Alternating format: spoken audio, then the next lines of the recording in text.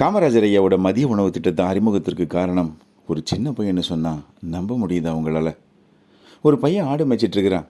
அவங்ககிட்ட காமராஜர் ஐயா, என்ன பள்ளிக்கூடத்துக்கு போகலையான்னே அப்படின்னு கேட்க, அந்த பையனுக்கு தங்கிட்ட பேசுகிறது முதலமைச்சர்னு தெரியாது.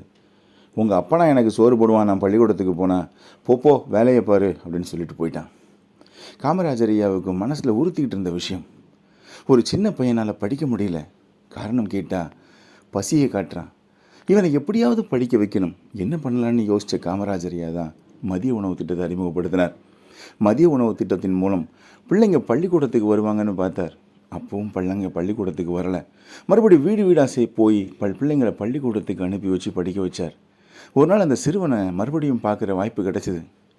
நீ சொன்னதை நான் செஞ்சிட்டேன்னே, எல்லா பிள்ளைகளுக்கும் சாப்பாடு போடுறேன்னே, மக்களோட உதவியால் எல்லா பிள்ளைகளுக்கும் வயிறு நிறைய சாப்பாடு போடுறேன், நீயும் படிக்க வான்னே அப்படின்னு கூட்டிகிட்டு போய் அவனை கையோடு கூட்டிகிட்டு போய் பள்ளிக்கூடத்தில் சேர்த்து விட்றார். ஆனால் அந்த பையனுக்கு தங்கிட்ட பேசினது முதலமைச்சர்னு அன்னைக்கு தான் தெரியும். ரொம்ப வருத்தப்பட்டான். அவர்கிட்ட மன்னிப்பு கேட்டான். ஆனால் அதுக்கு அவர் என்ன சொன்னார் தெரியுமா?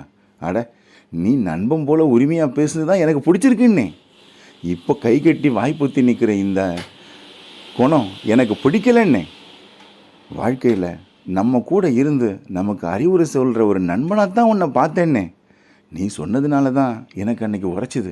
இன்றைக்கி அது செயல் திட்டமாக மாறி இருக்குன்னா அதுக்கு நீ தான் காரணம். எத்தனையோ ஏழை பிள்ளைங்க வயிறு நிறைய சாப்பிட்டுட்டு மனசு நிறைஞ்சு இன்றைக்கி படிக்கிறாங்கன்னா நீ தான் காரணம்னே அப்படின்னு அந்த பையனை பெருமையாக சொல்லி அவனையும் பள்ளிக்கூடத்தில் படிக்க வச்சு அவனையும் ஆளாக்குனாங்க காமராஜர் ஐயா. தன்னை குறையாக சொல்லிட்டானே, அவனை பழிவாங்க நினைக்கல.